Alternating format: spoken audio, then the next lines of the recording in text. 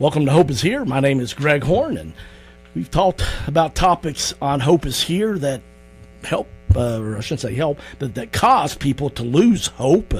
We've talked about cancer last week, and wow, if you missed those programs, I really want to encourage you to go to our website, hopeishere.today, as we have Rhonda Washing share her story about going through cancer, and really know that you'll be encouraged by that. I've had some really good feedback from people saying how encouraging it was. One person said they just had a close family member get diagnosed with cancer the first program last week. So make sure you check that out at hopeishere.today. Also want to let you know that we welcome any donations that you'd like to give to help support our radio ministry. And you can simply go to our website, hopeishere.today. You'll see a donation button. If you do it online on your laptop, you'll see it right at the top of the page. People have told me when they've gone on their phone sometimes they have to scroll down. It's kind of in the middle of the page, but can't miss it. It's only on there one time. Donate, and we would appreciate any donation you would make to help us. That is actually a tax deduction and for you, so please help us to help give others hope. And you can find all that at hopeishere.today. Well, today we're going to talk about a topic that, you know, the church is kind of split on. Some people say, it's okay to do that. Others say, no, you can't do that at all.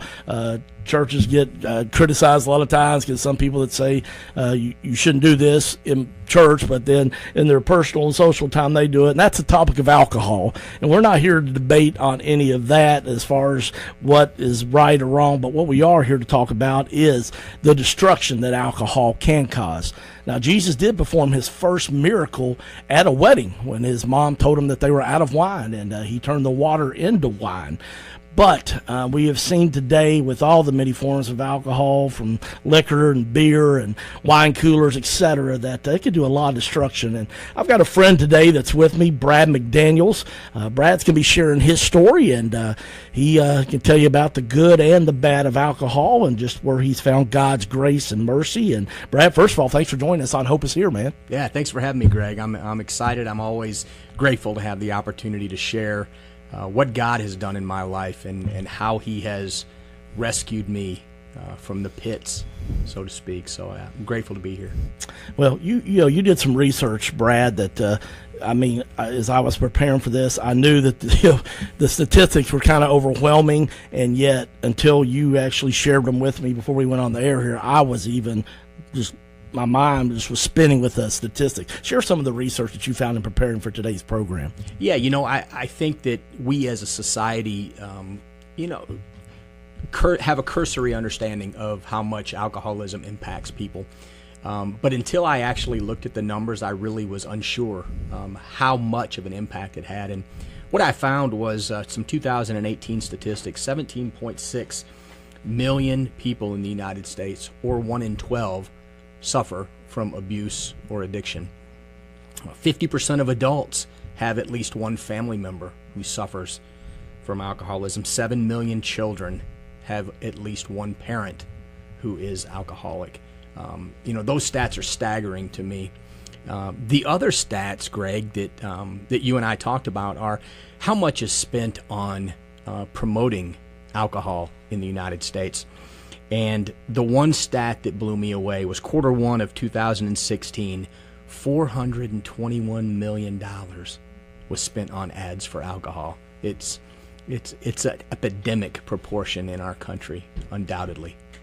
Well, those statistics are amazing, and if you miss those, we have podcasts available of each live program we do here on the radio, so you can catch those at our website, hopeishere.today. But, Brad, that's the thing. You see the advertising. You're a sports guy. You played sports in college. I love sports, and so many times, almost every commercial break during an athletic event on ESPN, the 10 ESPN channels it seems like they have now, there's almost always an alcohol commercial, isn't there? Yeah, it's funny that there is, Greg, and I think that the message that I saw for many years, and I think a lot of young people see is, well, even adults for that matter, is for me to thoroughly enjoy an event, I need to have some alcohol.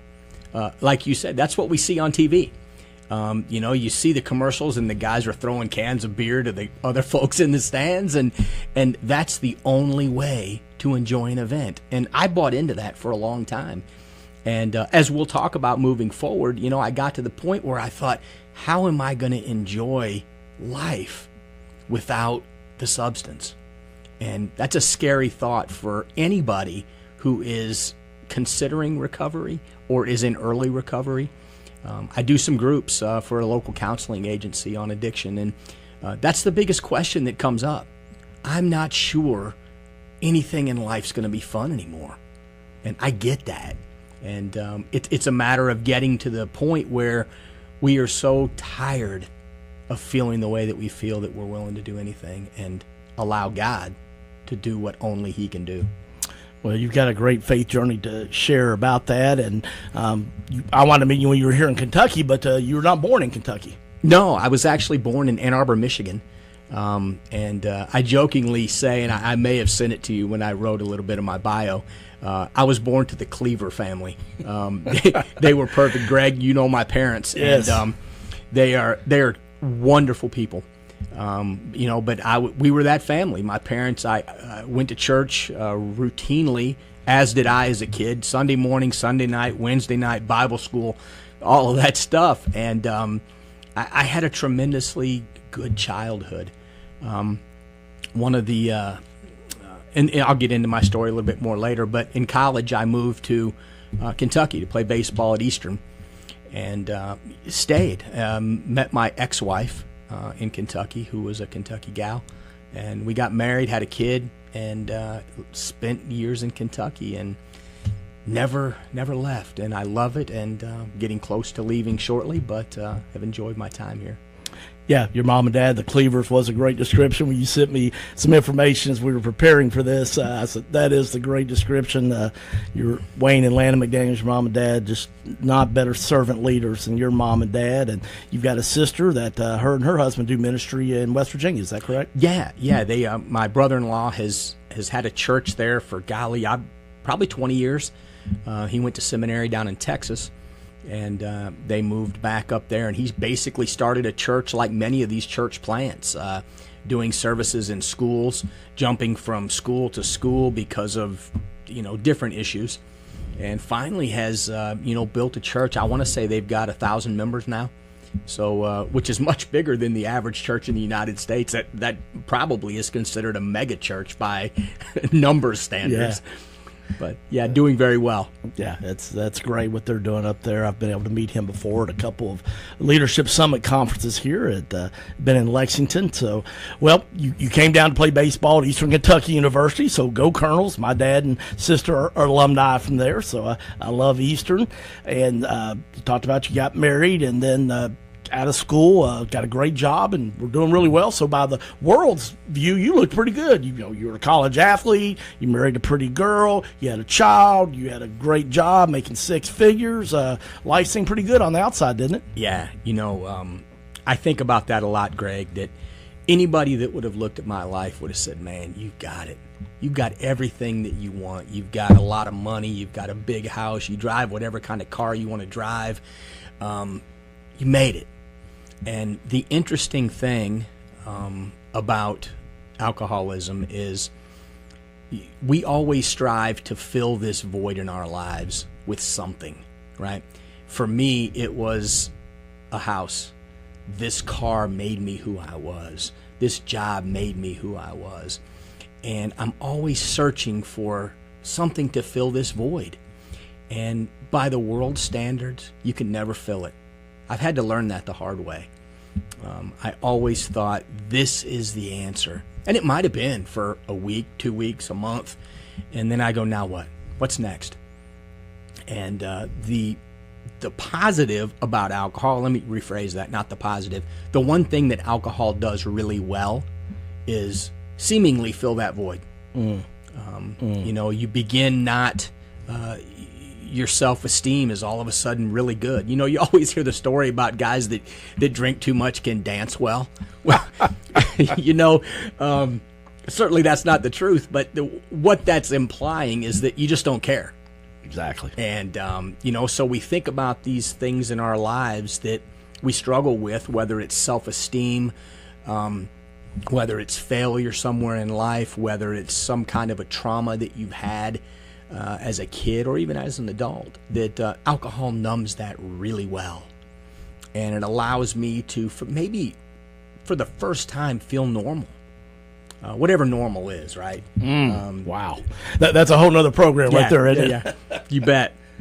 Well, I love what you're saying there. We talked about the advertising, and it makes you look like if you're going to be normal at a sporting event, which, for us men, that's where we, think about being a gladiator, even though we're not on the playing field, but if we're in the stands. And, I always laugh in those commercials, Brad. They never have short, fat, bald guys like me in them. They're always like tall, thin with hair and, look like they're in great shape. So maybe if you drink alcohol too, you'll look like that, right? Yeah, that's the implication of what they want us to believe, right? And you're exactly right. Whether it's alcohol or any other type of advertising on TV, you don't see what's considered the prototypical American man or woman in any of those things. And again, another program, but that perpetuates this belief that I'm not good enough.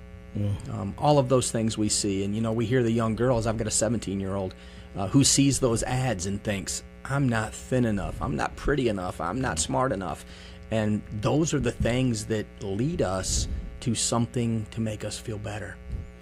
And, I think the thing gets us so much in trouble, I know at least I've struggled with it all throughout my life, Brad, and is, the compare game. You start comparing what car you drive, what neighborhood you live in, those type of things. Even guys that play golf, what brand of golf clubs they have. And alcohol is one of those things that it can get us into comparing too, doesn't it?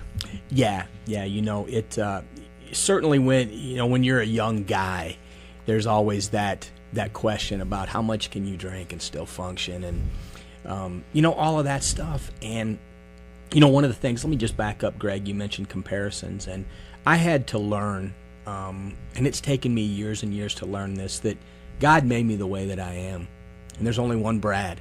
And I can't try to be Greg because Greg's taken. And but I spent my life doing that. And whenever I got to the realization that God made me the way He wanted me to do life, the way He wanted me to do it, the comparisons lessened. I wasn't so concerned with what do you think about me, rather than what does my Father think about me. Amen. So that's good stuff, though. You're right.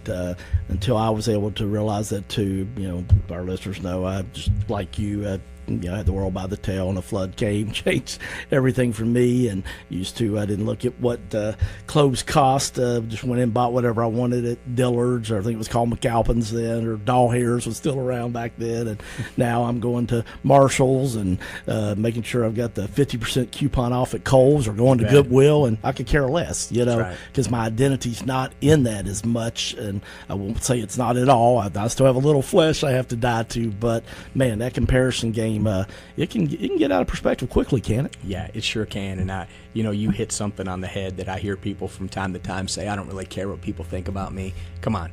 Like you said, we're all human. Yeah. And there's a piece of that. I shower every day. I take care of my hair. I iron. My wife irons my clothes. And it's because I do care what people think to some degree. It's when that gets out of whack. Absolutely.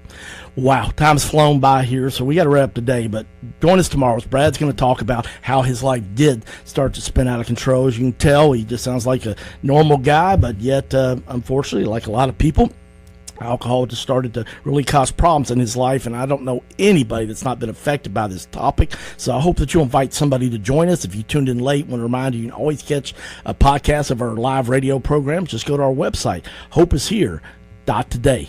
My name's Greg Horn. We'll see you tomorrow on Hope is Here. CMI is your full-service human resources provider in Central Kentucky. For 15 years, CMI Human Resources has taken great pride in helping organizations and people work. Whether it's employee handbooks or help in filling a position, no job is too large or too small for CMI. Contact the professionals today at CMI Human Resources, 859-296-2800, or online at cmiconsulting.com.